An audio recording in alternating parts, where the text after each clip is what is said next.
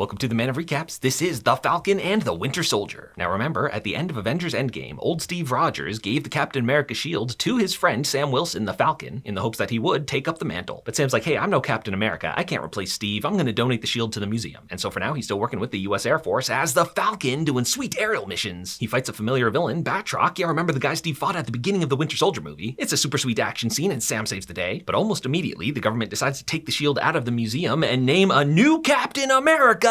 Who the heck is this douchebag? This is John Walker, and actually he's a really great guy, all-American war hero, not a super soldier, but he's the best they got. But sitting at home watching this is Bucky Barnes like, oh hell nah. Now Bucky's been having a hard time trying to come to terms with all the terrible things he did when he was the brainwashed Hydra assassin, the Winter Soldier. He's going to therapy and he's got a list going of people to make amends. He befriended this one old guy whose son he killed, but he's avoiding that conversation, saving that one for last. Anyway, now he tracks down Sam like, yo, you see this new clown they're calling Captain America? These two have some real funny banter going. They got a kind of antagonistic relationship. But Sam's like, yo, since you're here, come help me with this new mission. There's a new group out there causing trouble called the Flag Smashers, and their leaders are super soldiers. Sam and Bucky track them down and meet this little redhead girl, but oh, she packs a wallop. Yes, she is Karli Morgenthau, their leader. So they have a big fight on top of the trucks, but they're all super soldiers, so Sam and Bucky are outmatched. But here to help him out is the new Captain America. Yeah, John Walker busted in with his best friend and partner, Lemar. The Flag Smashers managed to get away, but John Walker's like, hey guys, like we should team up. But Sam and Bucky are not feeling it. This guy's just got a really punchable face. Now we get to know Karli and the Flag Smashers, and turns out they're really not bad guys. During the 5 years when half the population was snapped away, for many people, the world was a better place. Everyone left behind bonded together. Their whole motto is one world, one people. But now that everyone's back, so many people are displaced as refugees, and the world governments like don't care about them. Yeah, the Flag Smashers are mostly stealing supplies and medicine for these refugees, although Karli does blow up this building with guards still inside it, so kinda bad. But how did these guys become super soldiers? Well, Bucky has one potential lead. It's this old guy, Isaiah Bradley, who was another American super soldier, fought during the Korean War. But being a black man, he wasn't named the new Captain America. He was locked away for 30 years and experimented on. But there's another person who might know where the new super soldier serum came from. It is Zemo, the villain of Civil War. He immediately tries the code words to activate Bucky's Winter Soldier programming, but luckily that doesn't work anymore. He's like, hey, I had to try though. Zemo hates superpowered people, that's his whole thing, so he's happy to help him track these guys down. And he does have a lead for them, but Sam's like, hey, I'm not breaking Zemo out of prison. Bucky's like, well, good news, you don't have to, I already did. Now, it turns out Zemo is super rich. Yeah, he's Baron Zemo, he was Sokovian royalty. He's got his own Alfred-type butler, he's kind of Batman. During the Civil War movie, he was kind of a bland, boring villain, but now we get to know him. He's actually kind of a hilarious, charismatic guy. It's easy to forget he is a murdering psychopath. So he takes them to Madripoor, the island nation that's like a haven of crime. They're undercover, he's pretending that he's got the Winter Soldier under his control again. Sam's pretending to be some warlord called the Smiling Tiger, but when he gets a call from his sister, his cover's blown. So everyone in Madripoor's hunting them down. Luckily they meet a friend, it's Sharon Carter. Back in Civil War, remember she helped Sam and Steve, stole the Captain America shield and his Falcon wings for them. But unlike the rest of these heroes, she was never pardoned, so she's still hanging out here in Madripoor. She's done pretty well for herself though. She's now a successful black market art dealer. In fact, she's thrown a big party that night, and this is Zemo's scene. Yes, it's the dancing Zemo shot that is now a phenomenon. Anyway, they track down the scientist that made the new super soldier serum for the leader of Madripoor, the power broker. Karli and the Flag Smashers stole the only samples he had, and to make sure he doesn't make more, Zemo shoots him. Meanwhile, outside, bounty hunters have caught up to them, and Sharon gets her own epic fight scene. Whoa, she's a badass. And Zemo comes to help, puts on the purple ski mask he found, and don't forget, he's a one-man army. For now, they still need Zemo's help, but soon Bucky gets a visit from the Wakandan elite female fighting force, the Dora Milaje. He knows them well. Remember, he spent some time in Wakanda, and it was actually them who helped him unbrainwash his Winter Soldier programming. She's like, hey, we're here for Zemo. Remember, he killed our old King T'Chaka. Bucky's like, hey, we need his help for now. It's like, well, we'll be back soon. And indeed, by giving candy to children, it is Zemo who finds out where Karli's hiding. Sam goes in to talk her down, and they really connect. It's like, yeah, you've got really legitimate grievances, but you can't be killing people. Just then, though, John Walker busts in, fists blazing, so it turns into a fight. Zemo almost gets Karli, but he does get the rest of the super soldier serums. He has no interest in taking it himself. Instead, he destroys all the remaining samples. All except one, which John Walker finds. Watch out for that. When the Dora Milaje come for Zemo, John Walker's kind of a douche, and they gotta lay the smack down. While everyone's having a bit of an argument, Zemo's just chilling. He's like, yeah, I think it's my cue to leave. Pretty soon, though, they catch up to him, and they're taking him off to the raft. Yeah, remember the big supervillain prison in the middle of the ocean. So once again, they track down the Flag Smashers, but this time, boom! Oh, John Walker's got super strength. Yeah, he took that last serum. It's a big old fight, but now Karli punches his best friend Lemar way too hard for someone who's not a super soldier, and Lemar is dead. No! John Walker is real mad now. This guy surrenders, but oh, he goes for the kill shot, and oh, with the shield, murders him. That is not the Captain America way. He defiled the shield, and now it's trending on TikTok. Sam's like, hey man, you gotta hand over that shield, but John doesn't wanna, so it's an epic fight. Now super soldiered up, John Walker gets Sam, and oh, rips his wings off. But in the end, they manage to overpower him, take the shield away. So John Walker's in big trouble. They strip him of the title Captain America, but he gets a visit from Julia Louise-Dreyfus. Oh, it's Veep. She is Contessa Valentina Allegra de Fontaine, and she's kind of a funny character, doesn't explain who she is, but she's like, hey, you did the right thing killing that guy, I'll call you later. So without any current leads, Sam goes home to Louisiana where his nephews and sister live. She's been running the family shrimping company, but the boat's breaking down, so it's up to Sam and Bucky to do a little boat fixing montage. But finally, these two have a real good bro chat over a game of Captain America Frisbee. These two had that funny relationship where they weren't really friends, but they both had that mutual best friend Steve. But now they are officially bros for life. And then it's time for a good old-fashioned training montage as Sam is finally ready to take up the mantle of Captain America. So at Karli's final plan, they're gonna take hostage the whole council or whatever. Sam got a gift from the Wakandans, a new set of Falcon wings, and they gave it a paint job to reflect that he is now the true Captain America. Sweet! Captain America's biggest weakness was always that he couldn't fly, something that Sam now can. He pulls some epic moves and proves that even without the super soldier serum, he is a tier 1 hero. Bucky, meanwhile, is on the ground fighting the Flag Smashers, but John Walker shows up, still claiming to be Captain America. In fact, he made his own shield in the garage. Yeah, he's basically a cosplayer. A super strong cosplayer who's a little demented now and hell-bent on revenge. Karli drives a truck of hostages off the thing, and John's gotta make a big choice. Does he save the hostages or go after Karli? For a while there, it looked like he was gonna go full villain, but now he decides to save the hostages. He remembers he's a good guy. The Flag Smashers grab him though, so the truck's still gonna fall, but oh, it's caught by the real new flying Captain America. Now Sharon Carter came here to help, and in fact it's her who catches Karli. But wait, these two know each other because turns out Sharon is the power broker. Batrock's here too. He fought Sam earlier by kicking a chair, but now to keep her secret, Sharon shoots him and Karli shoots Sharon. Sam shows up just after, so he didn't hear Sharon's secret, but he and Karli have their final fight. He refuses to fight her though. He's trying to get through to her, so he just flips away. In the end though, Karli's too far gone. She's gonna shoot him, but oh, Sharon shoots her first. She was okay. And as she dies in Sam's arms, Karli apologizes. She realized maybe she was in the wrong. So Sam flies her on in and gives these world leaders a stern talking to. It's like, hey, so you guys understand, right, that from her perspective, you guys are the bad guys. You gotta shape up and start actually helping people, and it looks like he kinda gets through to them. So the day is saved. It's time to wrap things up. The rest of the Flag Smashers are captured, but oh, someone blows up their van. It was Baron Zemo's Alfred-type butler. Oh, even from the raft, he's pulling the strings. John Walker is reinstated, but not as Captain America. He's got a black suit now. We don't get much info yet, but Val dubs him the U.S. agent. Sharon Carter finally gets her pardon, and she's reinstated, but she's not giving up her life as the power broker, and now she's gonna sell tons of state secrets. Bucky finally has the tough conversation with the old guy, sorry I killed your son, and he's able to finish his amends list. And Sam goes for a tough talk with Isaiah about how any black man could wear the stars and stripes when America is still so awful to black people. But Sam's like, hey, I just gotta keep fighting to make the world a better place. And in fact, he starts by adding a section to the Captain America Museum that honors Isaiah for his service. And so that's where The Falcon and the Winter Soldier Season 1 comes to an end. And in fact, the final episode credits change the name to Captain America and the Winter Soldier.